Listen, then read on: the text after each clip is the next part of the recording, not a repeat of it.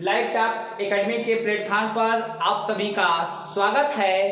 Live top academy पेट special classes free में सभी लोगों के लिए लाई है। पूरे अनुभवी टीचरों के साथ आपको लाइव प्रोग्राम के साथ पूरे कोर्सेज फ्री में मिलेंगे। हम लोग आज से की क्लास में बात करेंगे कि जीएस में आपके पेट स्पेशल में कौन से प्रश्न पूछे जाते हैं। तो आइए शुरू करते हैं। भारतीय इतिहास में पहला टॉपिक सिंधु घाटी सभ्यता। तो सिंधु घाटी सभ्यता से लेकर आपके पेट के एग्जाम में कौन कौन से प्रश्न बनते हैं या कौन से प्रश्न पूछे जाते हैं, आज हम उन प्रश्नों की बात करते हैं। तो सबसे पहले इसमें प्रश्न बनता है कि सिंधु घाटी सभ्यता की खोज किसने किया था। तो सिंधु घाटी सभ्यता की खोज, सिंधु घाटी सभ्यता की खोज की बात आती है तो इसकी खोज की जानकारी सबसे पहले सर्वप्रथम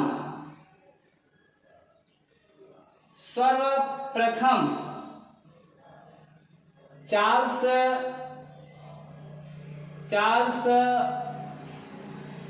मेसन ने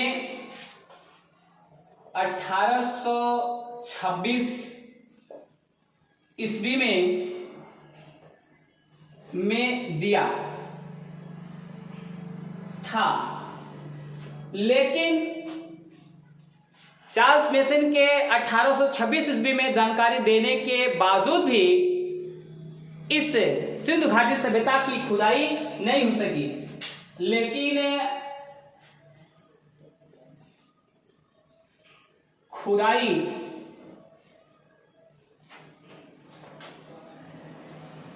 नहीं हो सकी।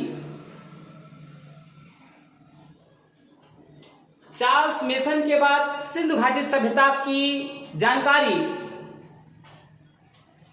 1856 ईस्वी में विलियम ब्रंटन ने दिया। कैसे दिया कि लाहौर से कराची तक 1856 ईस्वी में विलियम ब्रंटन के शासनकाल में रेलवे की पटरी जब बिछाई जा रही थी तो यहां से प्राप्त ईंटों से इस सिंधु घाटी सभ्यता की जानकारी दी गई, लेकिन खुदाई नहीं हुई। तो 1856 ईस्वी में विलियम ब्रंटन ने कराची से लाहौर तक रेल की पटरी बिछाते समय कुछ सिंधु घाटी सभ्यता से ईंटों की प्राप्त कर बताया, लेकिन ब्रंटन ने बताया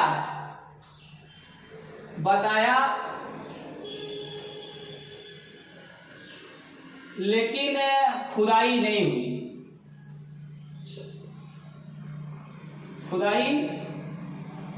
नहीं हुई। इसके बाद 1921 ईस्वी में सिंधु घाटी सभ्यता की खोज का श्रेय राय बहादुर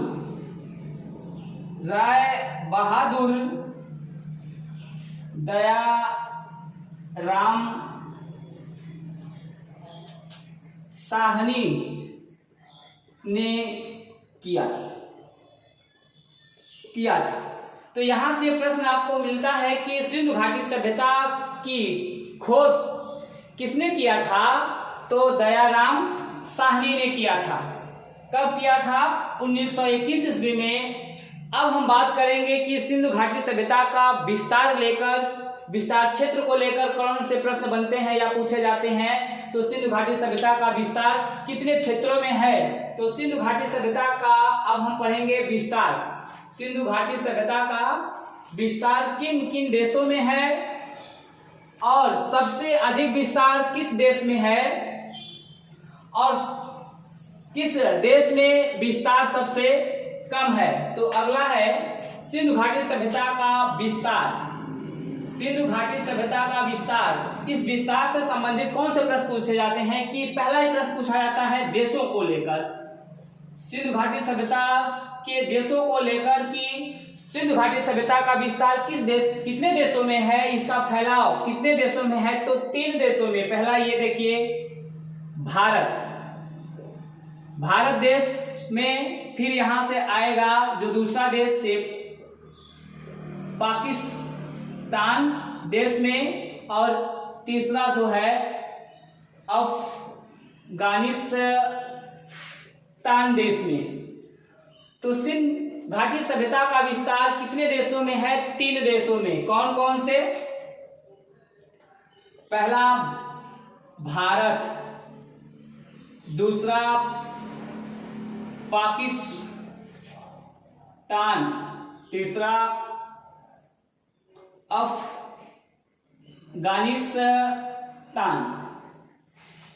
ये तो विस्तार क्षेत्र में मिल गया कि 3 देशों में है, लेकिन इसमें और क्या प्रश्न बनते हैं? यही प्रश्न बनता है कि सर्वाधिक विस्तार किस देश में है? सिंधु घाटी सभ्यता का सर्वाधिक विस्तार किस देश में है? तो सिंधु घाटी सभ्यता का सर्वाधिक विस्तार, सिंधु घाटी सभ्यता का सर्वाधिक विस्तार किस देश में? विस्तार किस देश में मिलता है?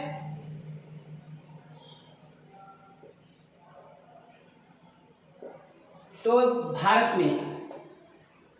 सर्वाधिक विस्तार भारत में, और फिर भारत के किस प्रांत में मिलता है या भारत के किस राज्य में मिलता है? तो उस प्रांत या राज्य का नाम आता है गुजरात। तो सर्वाधिक विस्तार भारत के गुजरात राज्य में है।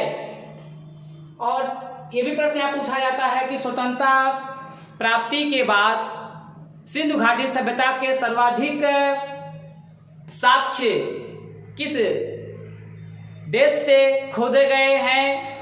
तो क्या बताइएगा? भारत से। और भारत के किस प्रांत से? तो गुजरात से। अब यहां से दूसरा प्रश्न बनता है कि सबसे कम, सिंधु घाटी सभ्यता का सबसे कम विस्तार, सबसे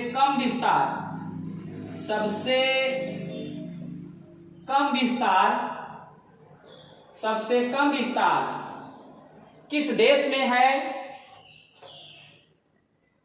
सबसे कम विस्तार देश तो क्या बताना है? अफगानिस्तान।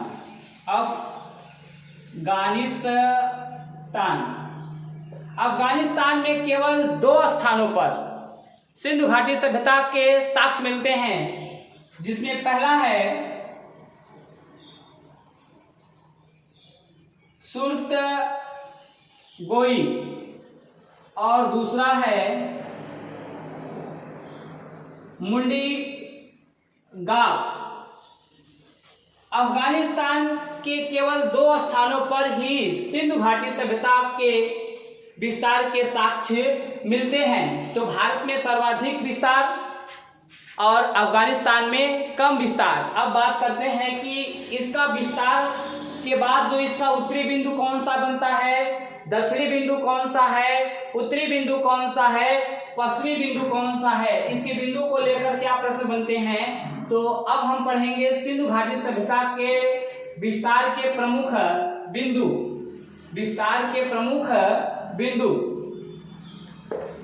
तो सिंधु घाटी सभ्यता का विस्तार 3 देशों में, और इसके बिंदुओं की बात करें तो 4। सिंधु घाटी सभ्यता के उत्तरी बिंदु का क्या नाम है, दक्षिणी बिंदु का क्या नाम है, पूर्वी बिंदु का नाम क्या है, पश्चिमी बिंदु का क्या नाम है और इसका विस्तार किस नदी के किनारे है? तो उत्तरी बिंदु, दक्षिणी बिंदु,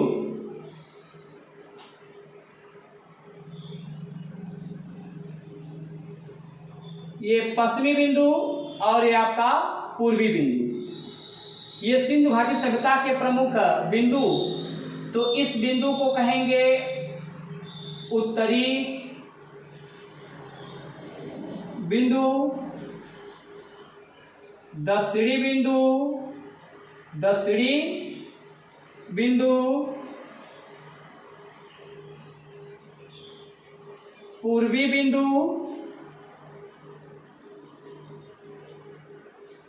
पश्चिमी बिंदु, पश्चिमी बिंदु।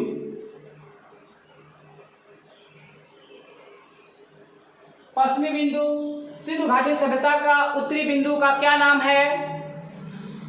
उत्तरी बिंदु का नाम है मांडा।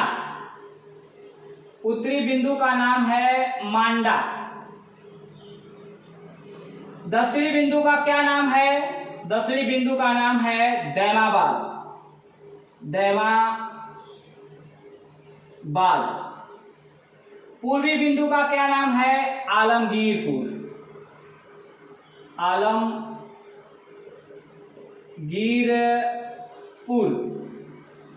पश्चिमी बिंदु का क्या नाम है? सुतका गेंडौर। सुतका गेंडौर। अभी तो इसके बिंदुओं को लेकर ये पूछा जाता है एग्जाम में कि कौन सा उत्तरी बिंदु, कौन सा दक्षिणी बिंदु, कौन सा पूर्वी, कौन सा पश्चिमी। अब इसमें ये प्रश्न बनता है कि जो सिंधु घाटी सभ्यता का ये उत्तरी बिंदु मांडा है वह किस राज्य में है या किस जिले में है? तो अगर राज्य पूछा जाए, जिला पूछा जाए, तो जिले की बात करता है तो अखनूर। अखनूर जिले में। राज्य पूछा जाए तो जम्मू कश्मीर राज्य में। दैमाबाद किस दक्षिणी बिंदु, दैमाबाद किस जिले में? तो अहमदनगर। राज्य पूछा जाए तो महाराष्ट्र में। आलमगीरपुर किस जिले में? मेरठ। किस राज्य में? उत्तर प्रदेश। सुतका गेंडौर कहाँ? बलूचिस्तान। बलूचिस्तान। बलूचिस्तान, पाकिस्तान। पाकिस्तान। अब यहाँ ये प्रश्न और क्या पूछे जाते हैं इस बिंदुओं को लेकर? तो नदियों को लेकर कि सिंधु घाटी सभ्यता का उत्तरी बिंदु जो मांडा है वह किस नदी के किनारे है? दैमाबाद किस नदी के किनारे है? पूर्वी बिंदु आलमगीरपुर किस नदी के किनारे है? तो नदियों को लेकर पूछा जाता है कि उत्तरी बिंदु जो मांडा है, ये मांडा किस नदी के किनारे है? किस नदी का नाम है? चिनाब नदी। मांडा उत्तरी बिंदु सिंधु घाटी का किस नदी के किनारे है? तो चिनाब नदी के किनारे है। दक्षिणी बिंदु किस नदी के किनारे है? तो दैमाबाद। तो नदी पूछता है तो नदी प्रवरा। प्रवरा नदी यह किस की सहायक नदी है? तो गोदावरी की सहायक। गोदावरी। गोदावरी की यह सहायक नदी है। जो आलमगीरपुर पूर्वी बिंदु मेरठ में पड़ता है वह किस नदी के किनारे? तो हिंडन नदी। हिंडन नदी के किनारे पड़ता है। और ये जो पश्चिमी बिंदु सुतका गेंडौर, बलूचिस्तान, पाकिस्तान, मकरान तट पर पड़ता है वह किस नदी के किनारे? तो इस नदी का नाम है दस्त। दस्त नदी। तो ये उस सिंधु घाटी सभ्यता का प्रमुख विस्तार क्षेत्र से प्रश्न पूछा जाता है। उत्तरी बिंदु को लेके पूछा जाएगा, या स्थान को लेके पूछा जाता है, या तो इसकी नदियों को लेके पूछा जाता है। अब हम बात करेंगे इस सिंधु घाटी सभ्यता के क्षेत्रफल को लेकर, आकार को लेकर कौन से प्रश्न बनते हैं। तो सिंधु घाटी सभ्यता का क्षेत्रफल, सिंधु घाटी सभ्यता का ये क्षेत्रफल कितना है। तो सिंधु घाटी सभ्यता का क्षेत्रफल 12,99,600 वर्ग किलोमीटर, 12,99,600 वर्ग किलोमीटर, ये सिंधु घाटी सभ्यता का क्षेत्रफल है। और पूछा जाए कि सिंधु घाटी सभ्यता का क्षेत्रफल 12,99,600 किलोमीटर है, तो इसका आकार कैसा है। इसका आकार त्रिभुजाकार है, त्रिभुजाकार। सिंधु घाटी सभ्यता का आकार कैसा है, त्रिभुजाकार है। लेकिन अगर वर्तमान समय पूछा जाए कि सिंधु घाटी सभ्यता का आकार कैसा है, तो इस आकार की बात करें तो वर्तमान समय में इसका आकार कैसा है। वर्तमान समय में इसका आकार की बात करेंगे, वर्तमान आकार तो समचतुर्भुज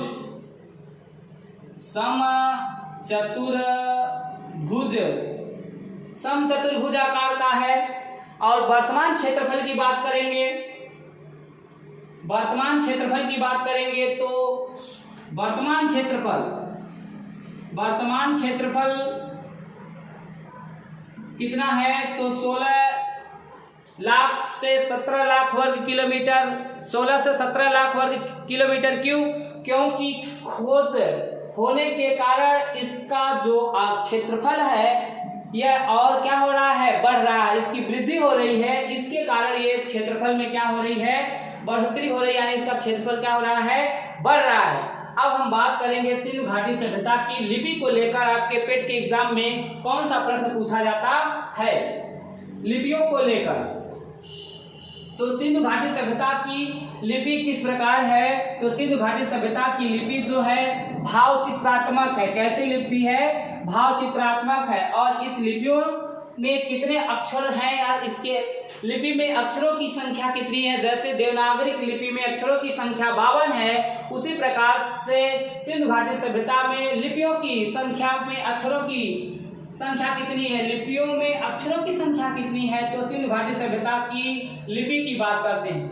तो सिंधु घाटी सभ्यता की लिपि जो है भाव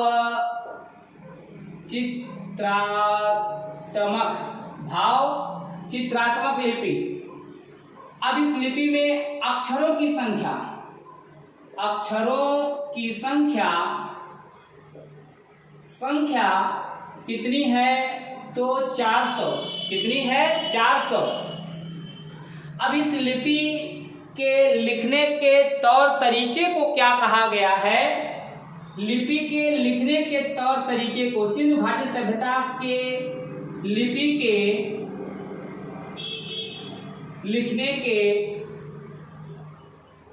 तौर तरीके को गौ मूत्रिका या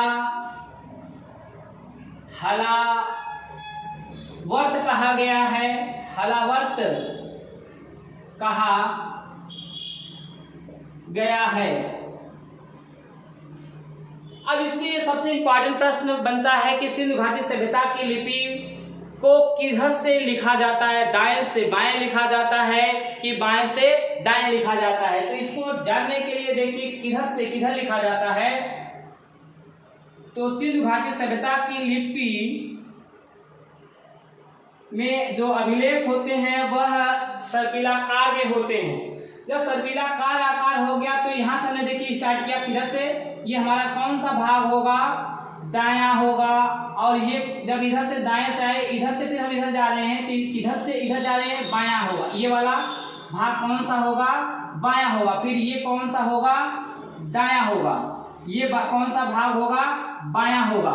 और ये कौन सा इधर जब आएंगे तो ये दायां होगा। तो सिंधु घाटी सभ्यता की लिपि किस दिशा से किस दिशा की ओर लिखी जाती है? तो ये जो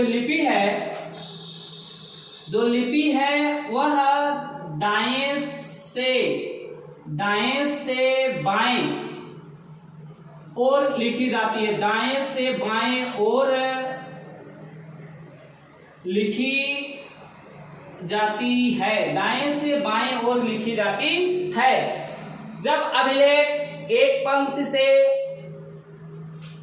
कई पंक्ति के होते हैं तो उसको लिखने का तरीका जो होता है, पहली पंक्ति दाएं से बाएं आएगी और दूसरी पंक्ति बाएं से क्या होती है? दाएं होती है। ये सिंधु घाटी सभ्यता की लिपि में इसी तरह से इसको क्या किया जाता है? लिखा जाता है।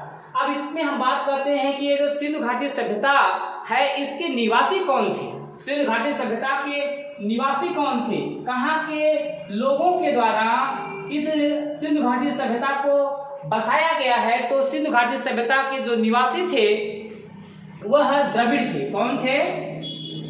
द्रविड़ और भूमध्य सागरी लोग थे। यानी सिंधु घाटी सभ्यता किसके द्वारा बसाई गई थी? तो द्रविड़ और भूमध्य सागरी लोगों के द्वारा इस सभ्यता को बसाया गया था। अब बात करते हैं कि जब ये सभ्यता बसाई गई थी तो इस सभ्यता का किस प्रकार की सभ्यता थी? ग्रामीण सभ्यता से इसका संबंध था या नगरीय सभ्यता? तो सिंधु घाटी सभ्यता कैसी सभ्यता थी? यह सभ्यता कैसी थी? नगरी थी। कैसी थी? नगरी सभ्यता। नगरी सभ्यता का मतलब होता है कि जब किसी भी नगर का या नगर की स्थापना प्लान के अनुसार किया जाए कि वहाँ कहाँ पर काम करने वाले यानी कामगार मजदूरों के आवास होंगे, कहाँ पर अन्नागार होगा, कहाँ पर स्नानागार होगा, और ये जो सड़कियाँ जो रोड है और सड़कें हैं वह किधर बनाए जाएंगे, इन पद्धति पर यानी नगरों का जो नियोजन कहलाता है उसको व्यवस्थित क्रम में बसाने की क्रिया नगर नियोजन कहलाती है। तो ये जो सिंधु घाटी सभ्यता थी वह कैसी थी?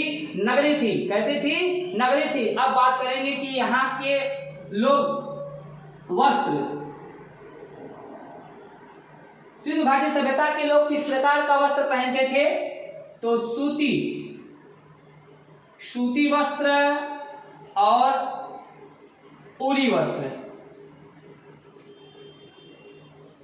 सूती वस्त्र और ऊनी वस्त्र। अब यहाँ से ये प्रश्न पूछा जाता है कि सिंधु घाटी सभ्यता के लोगों द्वारा ये सूती वस्त्र और ऊनी वस्त्र कहाँ से प्राप्त होते थे या कहाँ से पाए जाते थे? तो इसके लिए आता है सबसे इम्पोर्टेंट में कि सिंधु सभ्यता के द्वारा कौन सी फसल का सबसे पहले उत्पादन किया गया। इसमें फसलें आती है, कृषि फसलें। तो सिंधु घाटी सभ्यता द्वारा कौन सी फसल का सर्वप्रथम उत्पादन किया गया? तो सिंधु घाटी सभ्यता के लोगों द्वारा सर्वप्रथम कपास का उत्पादन किया गया था। किस प्रकार किसका उत्पादन? सर्वप्रथम कपास का उत्पादन किया गया था। और जब कपास का उत्पादन किया गया तो इसी से सूती वस्त्र क्या किया गया? बनाया गया। उसी वस्त्रों का ये लोग क्या करते थे? प्रयोग करते थे। अब बात करेंगे कि इन वस्तुओं का आयात और निर्यात जो करते थे वह किस बंदरगाहों से करते थे? बंदरगाह। तो बंदरगाह क्या होता है? बंदरगाह का मतलब होता है कि जिस स्थान से किसी भी वस्तु का निर्यात करना या किसी भी देश से जिस स्थान पर वस्तुएं मंगाकर अन्य देशों में क्या की जाती है? पहुंचाई, जिसको हम गोदीवाड़ा कहते हैं, जिसको हम गोदीवाड़ा कहते हैं। तो उस समय सिंधु घाटी सभ्यता का सबसे प्राचीनतम बंदरगाह कौन सा था? तो लोथल। कौन था? ये गुजरात में पड़ता है। कहाँ? गुजरात में लोथल। लोथल और सुत्तकोटदा,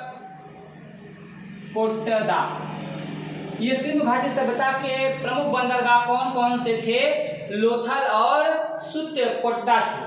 अब इसमें ये प्रश्न पूछा जाता है कि सिंधु घाटी सभ्यता को किस युग में रखा गया है? सिंधु घाटी सभ्यता को किस युग में रखा गया है? युग पूछा जाए तो सिंधु घाटी सभ्यता को कांस्य युगीन सभ्यता में, किस युग में? कांस्य युगीन सभ्यता, या इसी को दूसरे नाम से कहते हैं प्रागैतिहासिक काल में रखा गया है।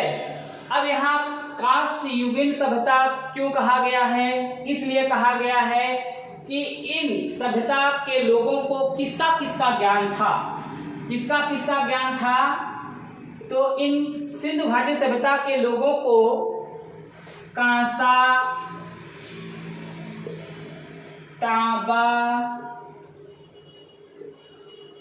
स्वर्ण और चांदी का ज्ञान था।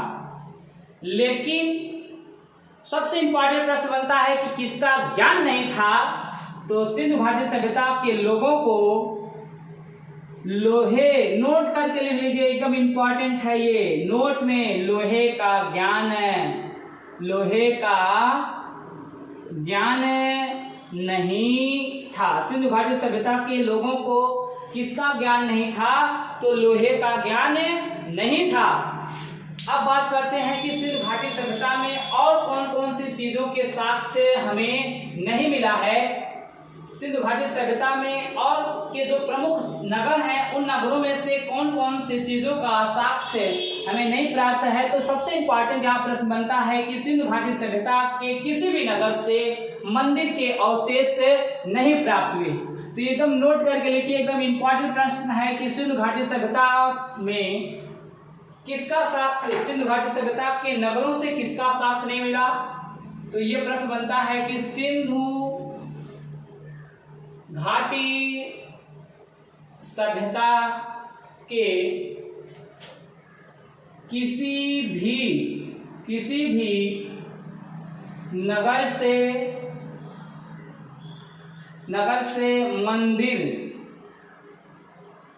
मंदिर के अवशेष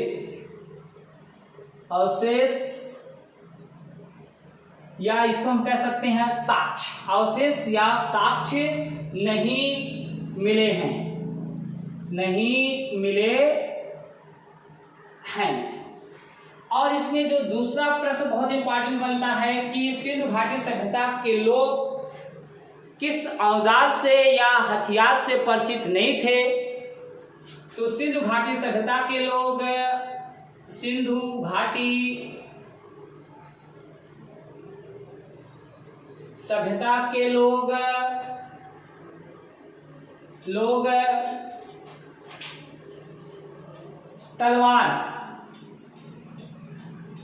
तलवार से परिचित नहीं थे। तलवार से परिचित नहीं थे।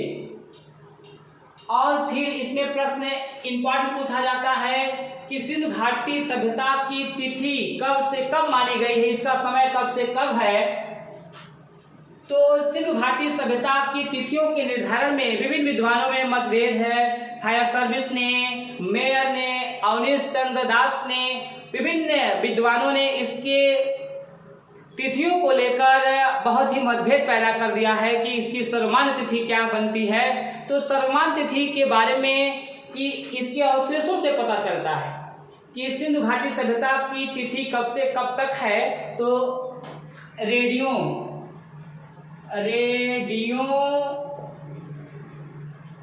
Carbon dating radio carbon dating विधि द्वारा इस सभ्यता की तिथि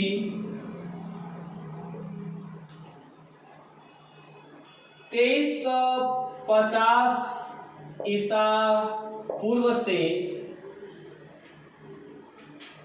1750 ईसा पूर्व तक माना गया। यानी सिंधु घाटी सभ्यता की तिथियां कब से कब तक है, तो 2350 ईसा पूर्व से 1750 ईसा पूर्व के बीच के समय को सिंधु घाटी सभ्यता की तिथि माना गया है। अब इसमें सबसे इंपॉर्टेंट प्रश्न फिर बनता है कि ये जो सिंधु घाटी सभ्यता के लोग थे, उनके द्वारा आग में पकी मिट्टी को क्या कहा गया? आग में पकी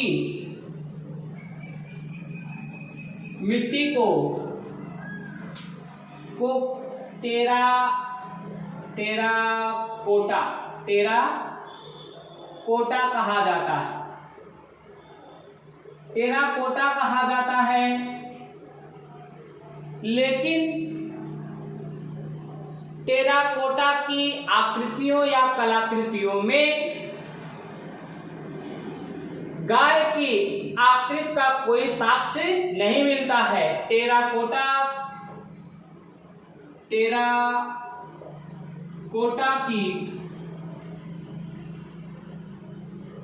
आकृति में गाय की आकृति का कोई साक्ष्य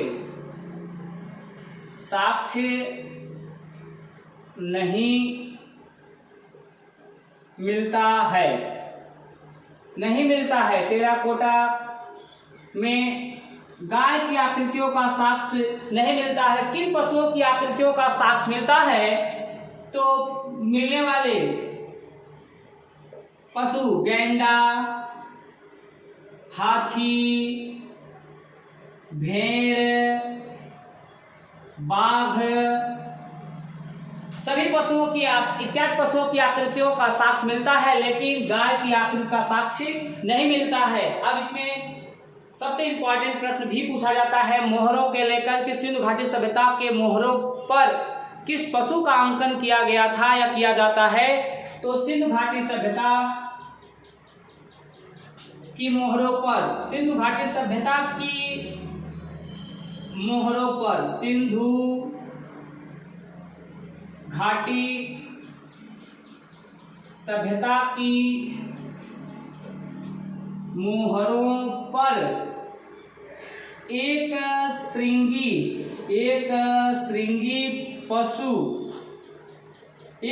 पशु का मतलब एक सींग वाले गैंडे का अंकन मिलता है। एक श्रृंगी पशु एक सींग वाले गैंडे का अंकन मिलता है सबसे अधिक किसका? इसी का। गैंडे का सर्वाधिक मिलता है, लेकिन गाय की आकृति का कोई साक्ष्य नहीं मिलता है। अब इसमें यह भी प्रश्न पूछा जाता है कि सिंधु घाटी सभ्यता के लोगों का सबसे पूजनीय पशु कौन सा था? सिंधु घाटी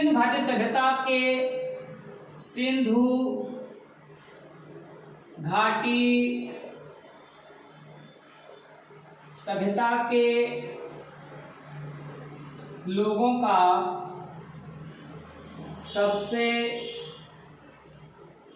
पूजनीय पशु एक कुबड़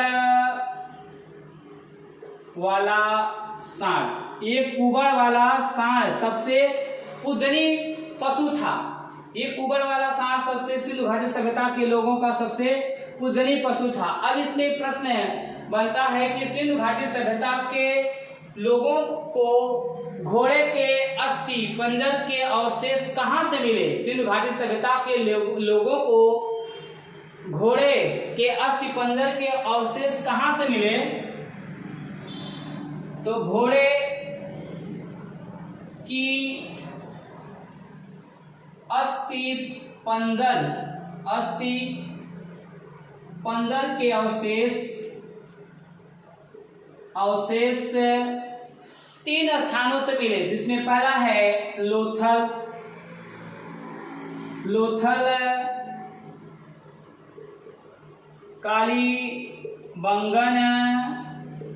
कालीबंगन, तीसरा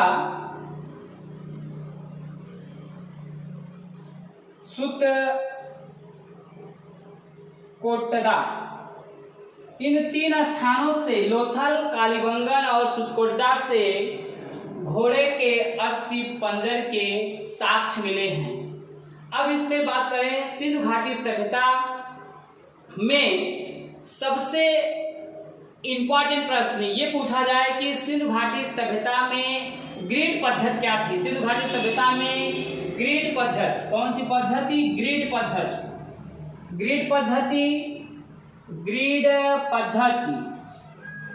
पद्धति का मतलब सिंधु घाटी सभ्यता के लोग जो अपने घरों को बनाते थे, उस बनाने के लिए उसका जो विन्यास दिया जाता था, कितनी दूरी कैसे स्थापित करने की क्रिया को ही क्या कहते थे हम लोग? ग्रिड पद्धति कहते थे। क्या कहते थे? ग्रिड पद्धति कहा गया है। अब इसमें हम बात करें कि सिंधु घाटी सभ्यता के विनाश का क्या कारण था कि सिंधु घाटी सभ्यता विनाश हो गई। तो इस सिंधु घाटी सभ्यता के विनाश के कारणों में भी बहुत विद्वानों मतभेद है। कोई मानता है कि प्रशासनिक शिथिलता के कारण सिंधु घाटी सभ्यता का विनाश हो गया, कोई मानता है कि प्राकृतिक आपदा के कारण, मलेरिया के कारण, बाढ़ के कारण, भूतात्विक परिवर्तन के कारण सिंधु घाटी सभ्यता का क्या हो गया? विनाश हो गया। लेकिन सिंधु घाटी सभ्यता का सबसे विनाश का प्रमाणिक कारण क्या है? इसको कहा जाता है बाढ़। क्या था? बाढ़। और किसी का मानना है कि आर्यों द्वारा बाह्य आक्रमण। तो सिंधु घाटी सभ्यता से संबंधित आपके एग्जाम में यही प्रश्न यहीं से बनेंगे, एकदम श्योर है यहीं से आएंगे पेट स्पेशल के लिए।